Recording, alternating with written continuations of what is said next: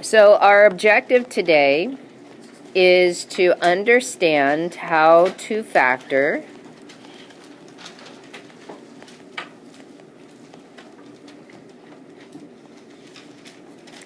the difference of squares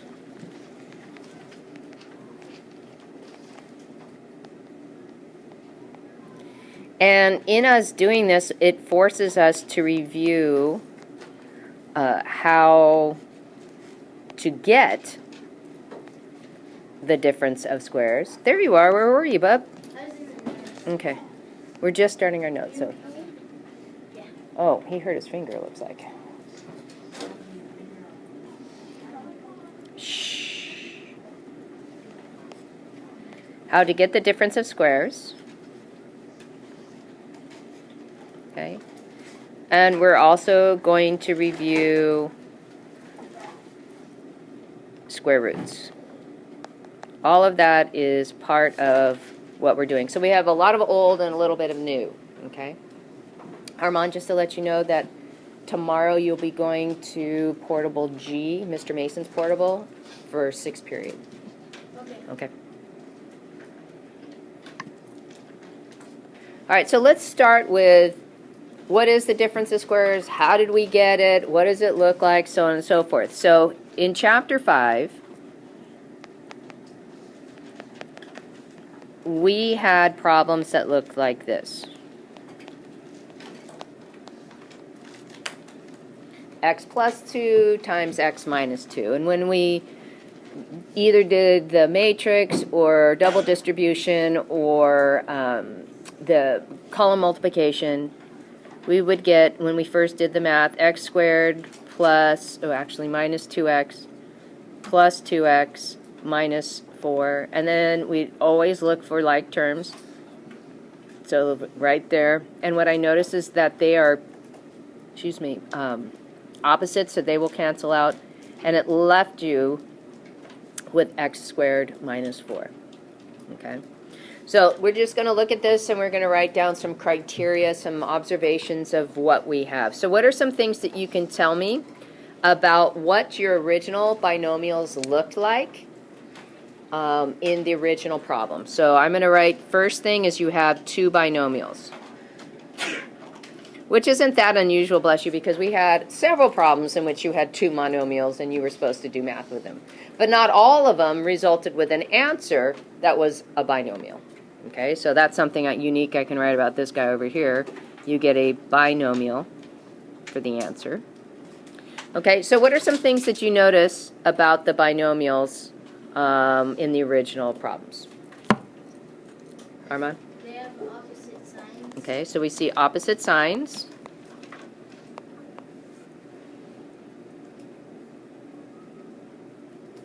What else do we see in the original binomials? Jason? What about them?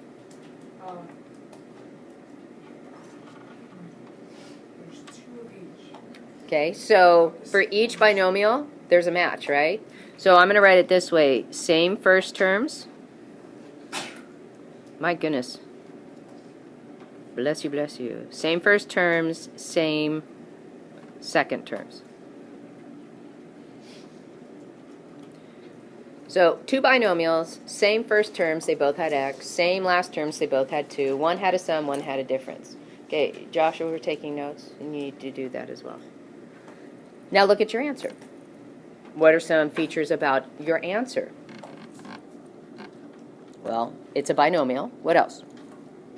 What's something else that you see? The difference of squares. Okay, let's hold off on that idea. I'll put that down here. It is called the difference of squares.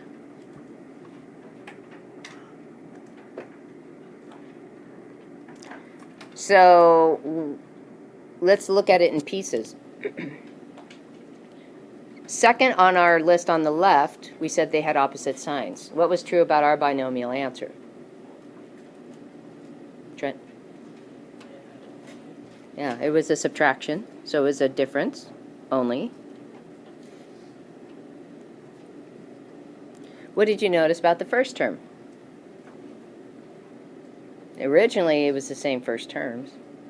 But what did you notice about the first term in your answer, Armand? It's the first terms, the same first terms in the two binomials multiplied by two. Okay, so if you're multiplying something by itself, what do you say that is? Square. It's a square. So we can say that the first term is a perfect square.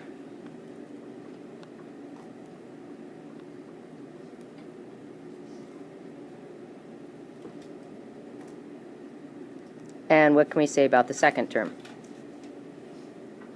It's It's another perfect square. So we started with two binomials that had a couple things in common. They had the same first terms. They had the same second terms.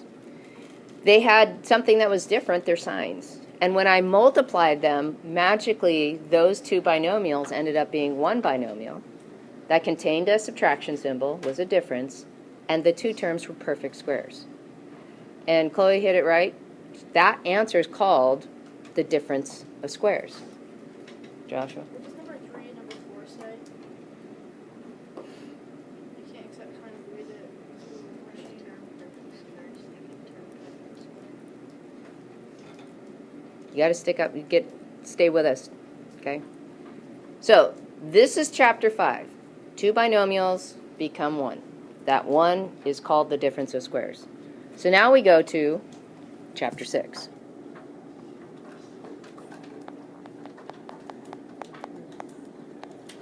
And chapter 6 says, oops, if I have x squared minus, let's see, 4, what would that look like if I had binomials? And it would look like x plus 2, x minus 2. So what we're basically doing when we're trying to come up with the, what did we start with, the factoring, we're going opposite directions. When we did it in chapter 5, we took our numbers and we multiplied them by themselves. We squared them. Now when I go the other direction, I factor, what am I doing to the x squared to make it x? What am I doing to the 4 to make it 2? Justin Pratt? I'm taking the square root. So all we're doing with factoring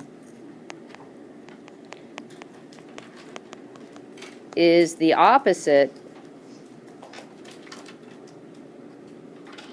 of the distributive property. Because remember, the distributive property says get rid of the parentheses. Factoring says put them back in.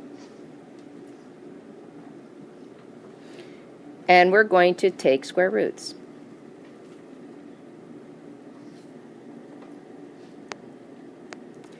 So basically what we want to look for is if we recognize we have the difference of squares, I have a fast way of getting the answer. Now, next week I'm going to teach you a technique that you can use with any kind of binomial or trinomial and any kind of four-term polynomial, how to factor it. So this is just special condition if you have a starting point of a difference of squares, okay?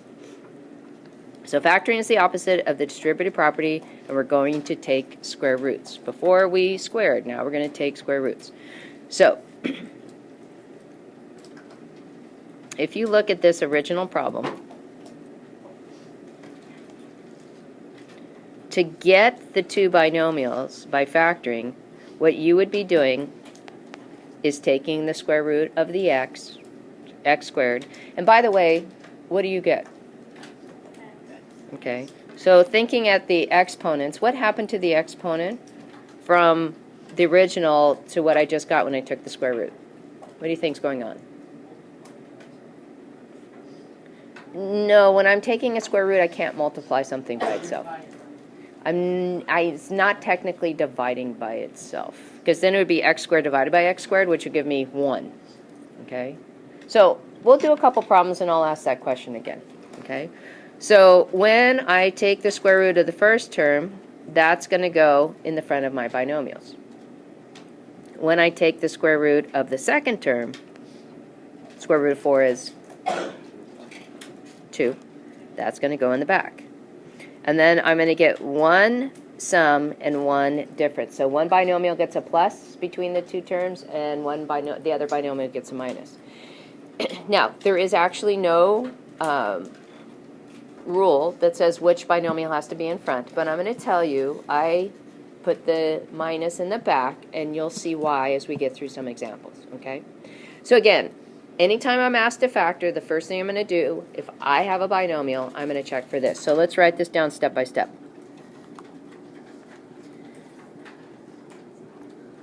To factor.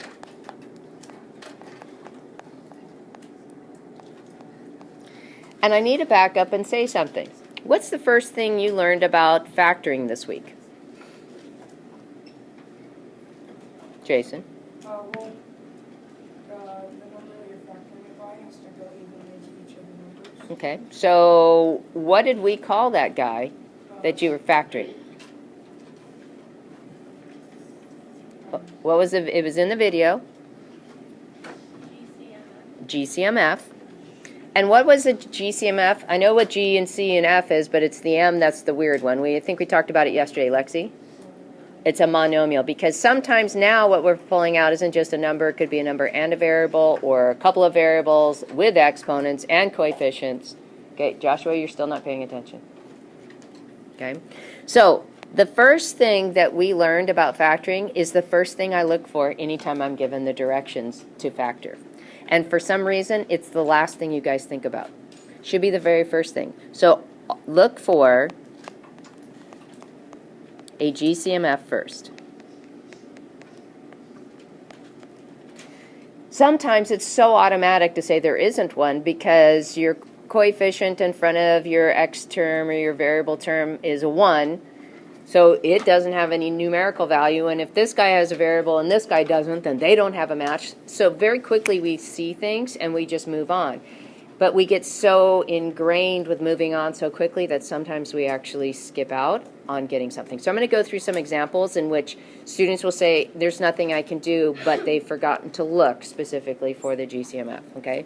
So look for GCMF first, and then if the polynomial is a binomial. Because you're going to be asked to factor binomials, trinomials, and 4-term polynomials. That's going to be your task throughout this unit, is to learn how to factor all those different types of things, okay? So right now we're only up to this stage. We know how to look for a GCMF, and now we're going to talk about, well, what if it's a binomial? You need to ask yourself this question. Is it the difference of squares?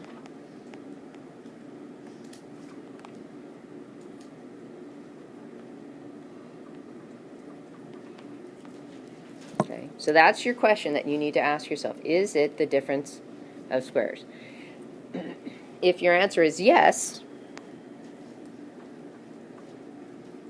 it will look something like this.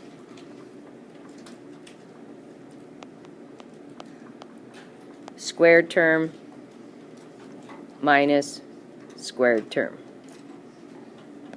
X squared minus 4.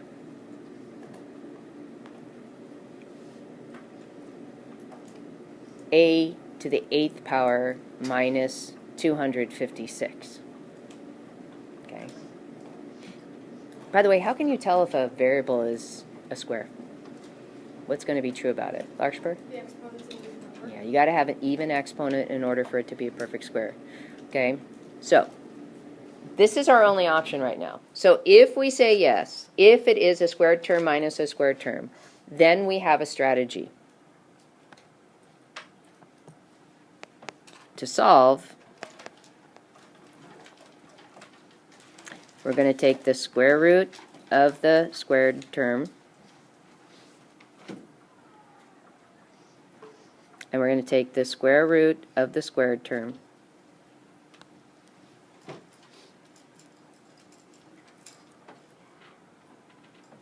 and we're going to create two binomials with it.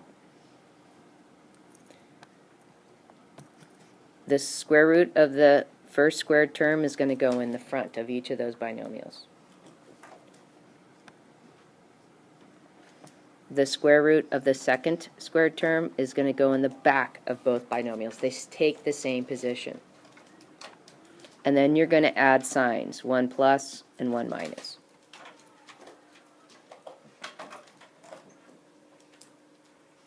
So again, generically, if we have a squared minus b squared, all we would do is take the square root of a squared is a, the square root of b squared is b. We're going to repeat the a and the b, one sum, one difference. And that's it. That's all you're going to do. Chloe. Would we ever have something that was like a to the fourth minus b to the fourth, where we Yep. could take this square root? And we're going to show you that in our notes today. So yeah, you can have all sorts of things. You can be done after one round, or you may not be. And that's going to be the next thing that I'm going to add on to here.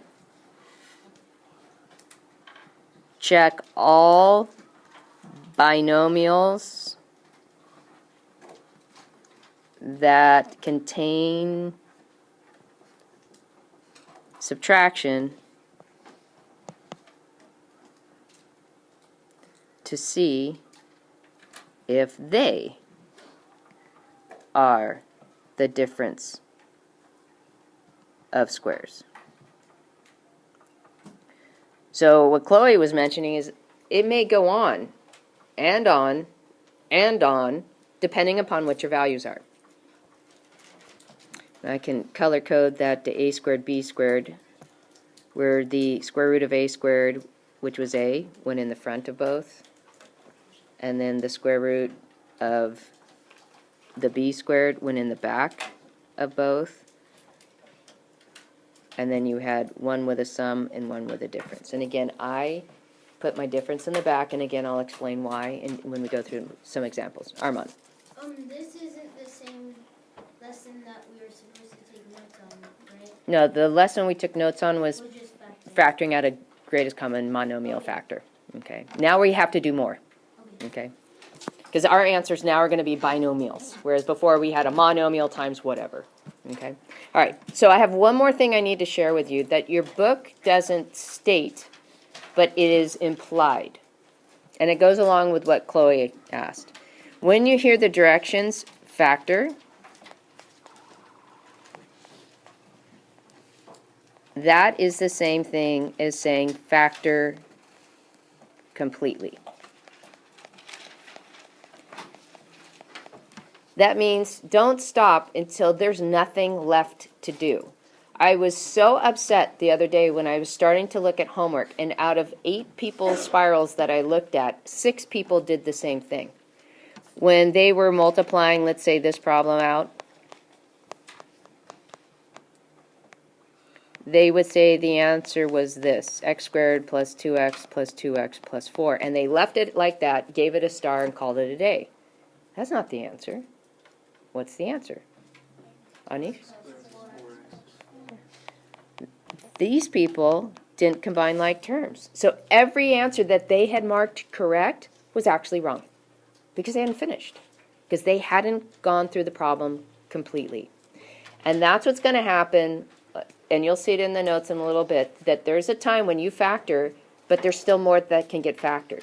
Now, a lot of times people will forget to look for a GCMF, so you have to look for it after the fact. But sometimes you're going to have more difference of squares that you have to keep breaking into 2 more binomials, okay? So let's get into this. Let's start doing some problems. So our directions are just going to say factor, and again, implied is factor completely, which means keep going until you can't do anything anymore.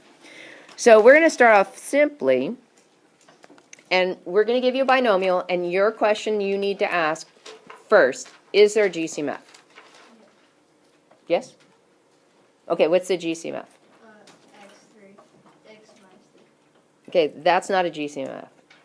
A GCMF is something that divides evenly into both of the terms. There is not. Yeah, there's nothing because coefficient of 1, coefficient of 9, nothing there. X squared, no x, nothing there. So I actually cannot simplify this by factoring out a greatest common factor. So then the next question I have to ask, it's a binomial, so is it the difference of squares? X squared is a perfect square, 9 is a perfect square, and there's a minus sign between them. So it meets the conditions, which means we can now come up with the answer. To come up with the answer, I take the square root of x squared. That's going to go in the front of my two binomials that I get.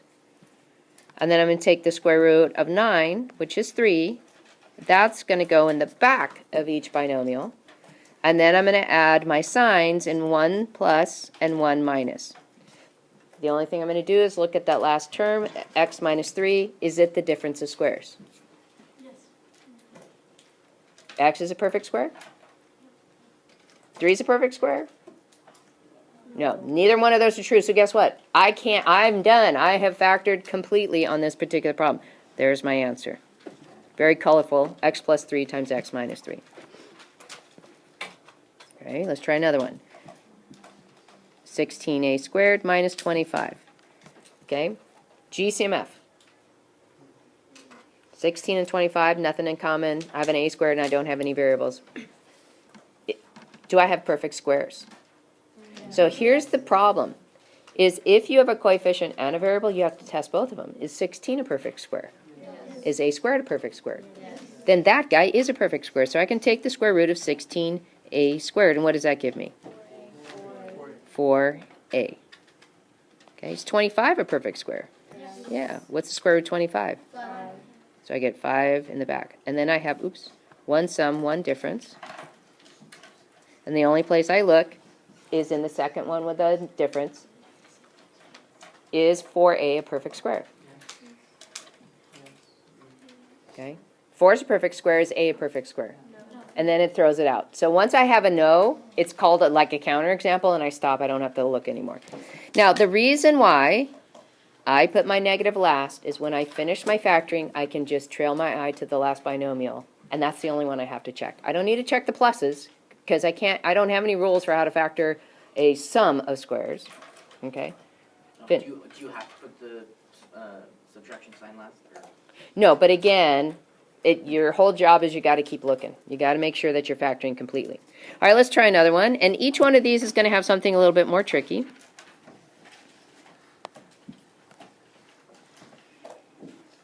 Is negative 81x squared plus 100y squared the difference of squares? I see a plus between them. So, so if I rearrange, maybe I'll have what I need. So let's try that. So if they aren't in an order that reveals a difference of squares, we can try to rearrange them to see if it will become a difference of squares. So then that would put the 100y squared in front and the minus 81x squared in the back. Now do I have the difference of squares? Okay, I definitely have a difference. 100 a perfect square, y squared a perfect square, 81 a perfect square, x squared a perfect square. Any GCMFs? No. 100 and 81 have nothing in common. Usually positives and negatives or evens and odds are really hard to find. One that they have in common, one that's really hard about it is that we have those stinky 3s. Sometimes a number multiplied with a 3 gives us an even, sometimes it gives us an odd. So we do have to watch out for those. We have two different variables, so they can't be like terms. So let's go ahead and take their square roots. What's the square root of 100y squared? 10y. And what's the square root of 81x squared? 9x. And then we'll put one sum, one difference. Looking at the difference, do I have the difference of squares? I have a 10y. Is that a perfect square? No. So I can't do anything more than that. That is factored completely. Okay. All right, so let's kick it up a little bit. How about this guy? A squared b to the 4th minus c to the 6th. GCMFs? Not a single matching variable, no coefficients. I can't do anything with it. So now do I have perfect squares? Yes. Okay, so let me ask the question that I asked earlier. We're going to go back to what Larkspur said. How do I know those are perfect squares when they're just variables? If you have even exponents. Do we have all even exponents? Okay, good. So let's take square roots. What's the square root of a squared b to the 4th? So let me ask you this question. What are you doing to the exponent when you're taking a square root of it? It went from 2 to 1. It went from 4 to 2. You're cutting it in half. So there is a reason why, and we're going to get into this a little bit later, but I want to share it with you now. When you're taking the square root of a number, the root, square root, means 2. So that's a little number right here. What's the exponent on the x? 1. If you don't see it, it's a 1. So I could actually rewrite the square root as an exponent. That's a fraction. Taking the square root of something is the same as taking it to the half power.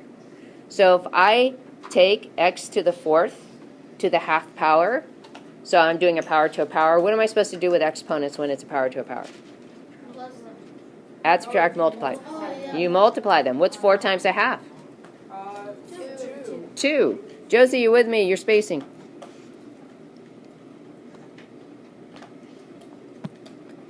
So that's exactly what's happening is half power, we're going to take half of these exponents, and so that's where the ab squared comes from.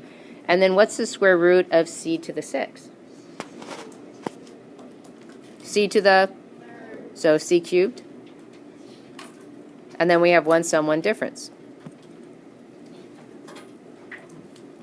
Okay, look to the one that's a difference. Is it the difference of squares? A has a single exponent. It has to be even for me to be able to take its square root. So, it's done. There's your answer. Okay? All right. Ready? Here we go. Next one. Let's see, we're at number 5. 32x minus 2x cubed. GCMF? This problem should bother your eyes so much because what do we know we need in order to take a square root? Square. We need perfect squares. And what kind of exponents are we looking for? And what kind of exponents do we have? So that should say to your brain, okay, I can't take the square root of an odd. Is there a common factor that I can pull out? So what's the GCMF, the Lexi, on these? Okay, I can pull an x out. Is there anything else I can pull out? A 2. So we look for that GCMF, and he's out in the front, and left behind is going to be 16 minus x squared. So now the question is that binomial the difference of squares? 16 is a perfect square, x squared is a perfect square. So when I get to the next level, well, let's go about black on that one. 2x is still part of the answer, and now I'm going to get 2 binomials. Square root of 16 is 4.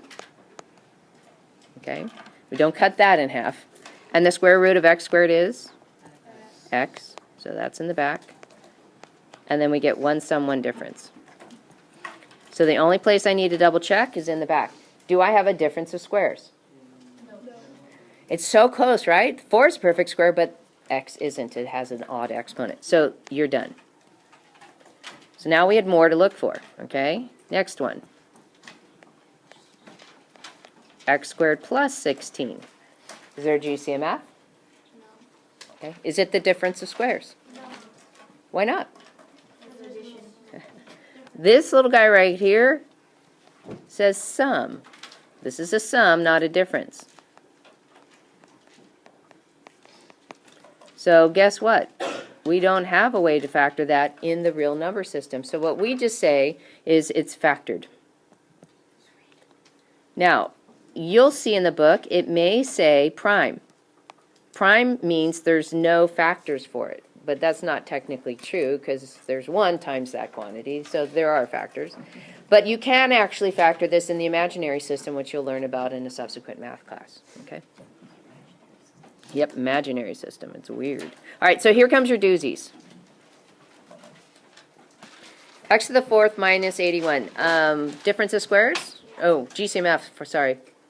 No GCMF, but it is the difference of squares. So we're going to go ahead and take the square root of x to the 4th. What's the square root of x to the 4th? So we get x squared in the front. And then we're going to take the square root of 81. What's that? 9. And we're going to get 1 sum 1 difference. So we go to the difference and ask, is x squared minus 9 a difference of squares? Oh my goodness, it is. So what we write is the front binomial still is part of the answer. But now what I'm going to do is take this second binomial and it's going to get split into two new binomials. Square root of x squared is x. Square root of 9 is 3. We have one sum, one difference. Check out the last one, x minus 3. Perfect square? No, I don't have any perfect squares. X isn't perfect square, 3 is not a perfect square, so this is your final answer. Okay, so that sum factor still is part of the answer. Okay, and this may even be the one that you asked me, Chloe. A to the 8th minus b to the 8th. GCMF? Perfect squares. We have even exponents, so we can do this. So what's the square root of a to the 8th? We cut it in half, we get a to the 4th. What is the square root of b to the 8th? We're going to get b to the 4th. And we're going to get one sum, one difference. We look to the difference and we ask, is a to the 4th minus b to the 4th a difference of squares? Again, so part of my answer is the a to the 4th plus b to the 4th. And now I'm going to break this guy into two new ones. So what's the square root of a to the 4th? A squared. What's the square root of b to the 4th? B squared.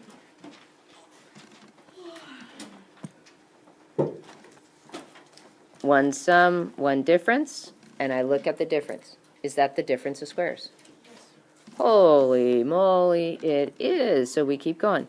Now, this is the thing that I'm always surprised at, is I showed this step by step, but you guys act like this is so below you needing to show the work that you're going to do things your way. And you know what I get for the answer? I get a plus b times a minus b. Is that the answer? No. It's the answer to the last piece. It's not the overall answer to this problem, because a to the 4th plus b to the 4th is part of the answer. A squared plus b squared is part of the answer. So show the steps. You got to show the steps because you got to make sure that you understand what's going on. So now we're going to take the square root of a squared, and what does that give us? A. And then we're going to take the square root of b squared, and that gives us b. We're going to get one sum, one difference. And we look at the difference. Can I take, is the a minus b difference of squares? No, it's not, because a is not a perfect square and b is not a perfect square. So that's what your entire answer should look like. Okay? Now, I would just want to add a couple others because I see problems that kids don't ask the questions in the right order, they make some mistakes. So here's one that I see is often a mistake.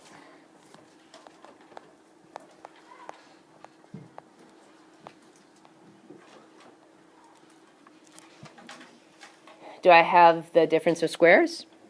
Yes. Yeah, I do. So take the square root of 100a squared. What's that? The a is also there. And how about the square root of 25? And then I get one sum, one difference. And can I take the square root of 10a or 5? No. So kids say they're done. But you're wrong. What's the problem? Yeah, there was a GCMF. And if you look, he's still there. What do those two guys have in common? 5. What do these two have in common? 5. So what gets pulled out is a 5 from the first binomial, which is going to leave behind a 2a plus 1, and then a 5 from the second binomial, which is also going to leave a 2a, this time minus 1. So that actually gives me 25 times the quantity 2a plus 1, 2a minus 1. So what should I have done in this problem to begin with?